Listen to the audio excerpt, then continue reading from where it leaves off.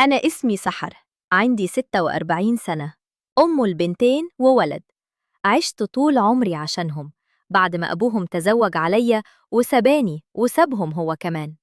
كان دايما راجل أناني، عرفت ده من أول يوم. صبرت معاه على الجوع والحرمان سنين طويلة.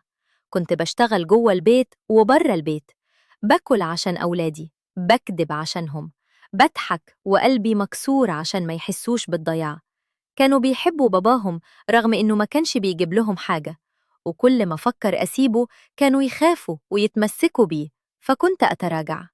كنت ببني حاجة في إيدي وهو يهدها بإيده التانية. كل مرة أبدأ من الصفر، لحد ما مرة تعبت خلاص، بقيت مش قادرة حتى أتحرك من التعب اللي في عظمي. بس كان عندي حلم صغير، أفتح مشروع أكل. كنت مع جارتي صديقتي اسمها نبيلة اللي أكبر مني بشوية. بدأنا نجهز أكل في البيت ونوزع على الجيران. الموضوع كبر، عملت صفحة على فيسبوك، الناس عجبهم الأكل، بدأوا يطلبوا كتير. كبرنا وعملنا مطعم صغير. والله العظيم ربنا فتحها علينا، الفلوس بدأت تيجي. قدرت أجيب لأولادي كل حاجة كانوا يتمنوها. بس مع كبر المطعم كبرت مشاكلي. زوجي اللي ما كانش عايز يشتغل طول عمره فجأة بقى يمسك الحسابات. كنت بثق فيه وكنت بأكبره قدام ولادي والناس كلها عشان ما يحسش بالنقص. لكنه ما استغلش الفرصة دي إنه يبقى راجل محترم، هو استغلني أنا. كنت باخد من فلوس المطعم من غير ما يحاسبني، وكل ما أسأله يقولي عادي هاتي زيادة. وسكت عشان خاطر عيالي، عشان خاطر بيتي، عشان خاطر حتى حبه الوهمي اللي كنت متوهماه. وفي يوم فاجأني بطلعة روحي، قال لي أنا اتجوزت، هتفضلي معايا برضو لو عايزة، بس دي مشيئة ربنا. حسيت إن الأرض اتهزت من تحتي. كل السنين اللي صبرتها، كل اللي قدمته له ولأولاده، كل اللي سمحته فيه، مقابل إنه يرمي الكلام ده في وشي. رفضت، طلبت الطلاق، لكنه ما طلقنيش غير لما أخذ مبلغ خرافي من فلوس شغلي اللي تعبت فيه سنين. دفعته واتطلقت، وقعدت مع أولادي أحاول ألم شتاتي، بس التعب كان أكل صحتي. بقيت في حالة اكتئاب، ما كنتش طايقة نفسي ولا أي حد. ريهاك الجزء الأول. كنت فاكرة إن الطلاق هو أسوأ اللي ممكن يحصل لي، لكن اللي جاي كان أصعب بكتير. ولادي حيكونوا سبب صدمة جديدة مش مصدقاها. بعد الطلاق بقيت أنا اللي مسؤولة عن المطعم لوحدي تقريباً. نبيلة صديقتي اللي كانت شريكتي كبرت في السن وعندها مشاكل صحية، بقت مش قادرة تتحمل المسؤولية زي الأول. كنت بنزل بنفسي أتابع كل صغيرة وكبيرة من الصبح لليل، والناس مستنية مني كتير عشان المطعم بقى مشهور. جالي اكتئاب تاني، حسيت إن عمري كله ضاع في التعب، وإن مفيش راحة هتجيلي مهما عملت. قعدت في البيت أيام متواصلة، مش عايزة أشوف حد، مش عايزة حتى أشوف ولادي. ولادي كانوا خايفين عليا، بس كان عندهم برضو مشاغلهم، وكل واحد فيهم عايش حياته. حسيت إني وحيدة قوي. قررت لازم ألاقي حد يريحني من شغل الحسابات والمتابعة، عشان كده جبت محاسب اسمه رامي.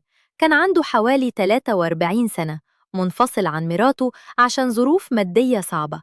مراته ما قدرت تستحمل الفقر، سابته. أنا عرفت قصة رامي دي وحسيت بيه لأني عشت نفس المعاناة. رامي كان شخص كتوم محترم جدا، شغله مظبوط 100%. كل شهر كنت أراجع معاه الحسابات ألاقيها زي الفل. وبمرور الوقت بدأنا نتكلم أكتر، نتعارف أكتر. أكتشف إنه إنسان ذوق، متعلم، فاهم في الحياة، عكس جوزي الأول خالص. كنت كل مرة أقول في سري يا ريت جوزي كان زيه، كان زماني عشت مرتاحة. بدأت أتعلق بيه من غير ما أحس، وكان هو كمان بيبعت إشارات، كلام لطيف، اهتمام زايد، نظرات مختلفة. وفعلا في يوم جلسنا واتكلمنا بصراحة. اعترف إنه بيحبني، وأنا اعترفت إني متعلقة بيه. حسيت إني لأول مرة من سنين عندي أمل في حياة جديدة، حياة فيها حب واهتمام واحترام. قررت أروح لأولادي وأقول لهم إني عايزة أرتبط برامي. كنت فاكرة إنهم هيفرحولي، إنهم هيفهموا قد إيه أنا تعبت وقد إيه محتاجة حد يساندني. لكن حصل العكس. لما قلت لهم اتجننوا. ابني الكبير قام واقف قال لي انتي عايزة تدمرينا؟ عايزة تعملي فينا ايه؟ بنتي التانية قالت احنا مش موافقين على اي حد، خلاص عايشين كده.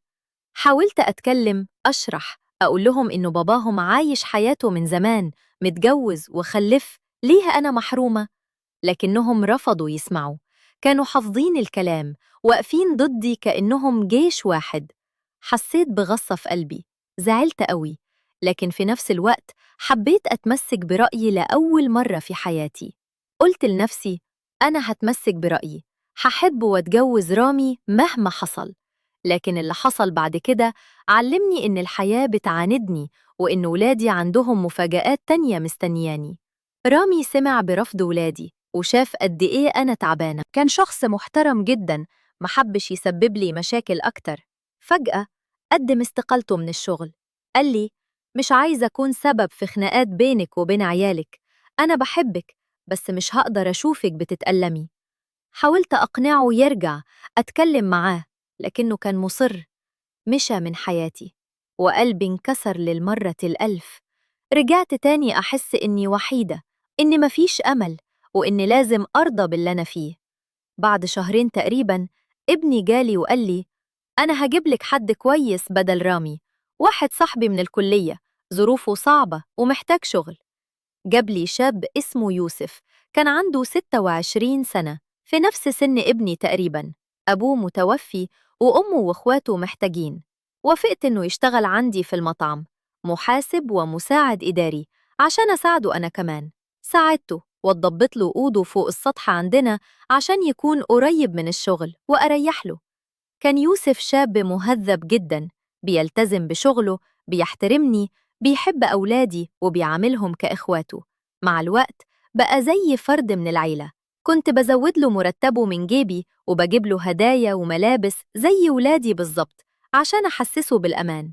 بدأت ألاحظ تصرفاته تتغير ناحيتي، بقى يلمح لي بكلام إنه معجب بيا، إنه بيتمنى يلاقي ست زيي. كنت أضحك وأطنش عشان فرق السن كبير جدا، أنا أكبر منه بحوالي 20 سنة. بس هو كان مصمم، فضل سنة كاملة يبعت إشارات، يهتم بيا، يحاول يقرب. وأنا للأسف بدأت قلبي يلين تاني. كان حنينه ليا، احترامه، طريقة كلامه، كل حاجة فيه مختلفة. وفعلا في يوم جلس قدامي وقال لي أنا بحبك ومش عايز أستغنى عنك، أنت اللي غيرتي حياتي، وقفتي جنبي وساعدتيني أكمل دراستي وأصرف على أهلي، أتمنى لو تقبلي بيا شريك حياة. أنا وقتها حسيت بقلبي يدق بسرعة، الفرحة غمرتني، لكن في نفس الوقت كنت خايفة، خايفة من ولادي، خايفة من نظرة الناس، خايفة من المستقبل. بس قررت إني أتمسك بحبي وحقي في السعادة. رحت لولادي أقولهم، وكانت الصدمة أعظم من الأول. ابني بالذات صاحب يوسف حس إن ده خيانة منه ليه، وإن يوسف استغل ثقته. حصلت خناقة كبيرة، ابني ساب البيت ومشى، والبنتين راحوا مع باباهم. حاولت أتكلم، أشرح، أقول لهم أنا عايزة أعيش باقي عمري مرتاحة. مفيش فايدة. الجزء الثالث، ولادي سابوني وروحوا عند أبوهم اللي خنا وسابنا من سنين، وحسيت إني لازم أختار بين عيالي اللي تعبت عشانهم وبين فرصة سعادة جاتلي متأخر. قررت أختار نفسي. لأول مرة في حياتي أختار سعادتي أنا، مش سعادة حد تاني. كنت عندي شقة كبيرة فاضية جاهزة ومفروشة من أيام ما المطعم كان بيجيب فلوس كتير. من غير ما أقول لحد جهزت شنطة هدومي وسكت وأنا نايمة. رحت ليوسف في الشقة اللي فوق السطح، قلت له أنا موافقة، خلينا نتجوز. فرحها قوي، وعملنا كتاب بسيط من غير فرح، من غير أي حد يعرف. وقضينا 3 أسابيع حلوين قوي، أحلى أيام في عمري. حسيت إني رجعت بنت 20 سنة. يوسف كان شاب ذكي وسيم، رياضي عاقل وفاهم الحياة. كان بيهتم بيا بطريقة محدش اهتم بيا قبل كده. يقوم الصبح يجيب لي الفطار في السرير، يطلع يتمشى معايا، يضحكني، يخليني أنسى كل تعبي وحرماني. اكتشفت إني عمري ما كنت عارفة يعني إيه حياة زوجية حقيقية. مع جوزي الأول كنت طول الوقت خايفة متوترة، بشتغل واتعب عشان أرضيه. أما يوسف فكان هو اللي يريحني، هو اللي يخدمني، هو اللي يخليني أحس إني أنثى مش مجرد خدامة. بس السعادة ما كملتش. رجعنا للمطعم ورجعت أواجه ولادي. كانوا عايشين عند جدتهم، لكنهم عرفوا إني اتجوزت يوسف. جنوا. ابني رفض يكلمني. بنتي قالت لي انتي خنتينا وجبتي العار لنا. حاولت أقول لهم إن ده حقي، وإن باباهم متجوز وعايش حياته، ليه أنا أموت لوحدي؟ بس مفيش كلام كان يوصل. المهم، مع الوقت الموضوع هدأ شوية، لكن ولادي قطعوا زياراتي وما بقوش يجوا يشوفوني غير نادراً. كنت زعلانة، بس كنت متمسكة بحياتي الجديدة.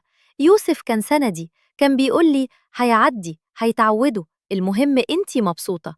وفجأة حسيت بأعراض غريبة، تعبانة، نفسي أتقيأ الصبح ودوخة. قلت يمكن من الضغط أو التعب. رحت الدكتور وعملت تحاليل. لما رجعت النتيجة، الدكتور قال لي مبروك يا مدام سحر، انتي حامل. سمعت الكلمة وحسيت الدنيا وقفت. حامل؟ أنا عندي 46 سنة؟ إزاي؟ مستحيل. كنت مصدومة، مش مصدقة. قعدت في العربية واقفة نص ساعة مش عارفة أتحرك. رجعت البيت، يوسف كان مستني. قلت له الخبر، وقع على الأرض من الفرحة. ما كانش مصدق. حضني وقابلني وقال أنا حبقى أحسن أب في الدنيا. ريهاك الجزء الرابع. حمل في سن 46 بعد ما قالت لنفسها إن ده مستحيل. الفرحة كانت كبيرة، لكن القادم كان أعظم تحديات حياتي. ولادي لما عرفوا حصل اللي ما توقعتوش أبداً. لما ولادي عرفوا إني حامل ثارت الدنيا وما قعدتش. ابني الكبير جه يصرخ في وشي، انتي حامل من شاب في سني؟ انتي عارفة إحساس إحنا حسينا بيه؟ بنتي الصغيرة قالت إحنا كنا بنقول الناس إنك رحتي تتجوزي في الخفاء، دلوقتي هيعرفوا كلهم انتي حامل، العار هيلحقنا كلنا. حاولت أشرح لهم إن ده طبيعي، إنه قدر ربنا وإنه مش عيب، بس مفيش فايدة. ابني قطع علاقته بيا خالص ومشى وساب البيت. البنتين راحوا عند باباهم وعند مراته اللي ما استحملتهمش، واتخانقت مع أبوهم كذا مرة، وقالت يا هما يا أنا ما يقعدوش عندي. فاضطر ولادي يروحوا يعيشوا عند جدتهم، أم جوزي الأول. بقيت بعيدة عنهم، بشوفهم مرة كل شهر مثلا، وقلبي كان يتقطع عليهم. كنت حزينة على غيابهم، حزينة إني مش هقدر أكون جنبهم في أيامهم الحلوة والوحشة.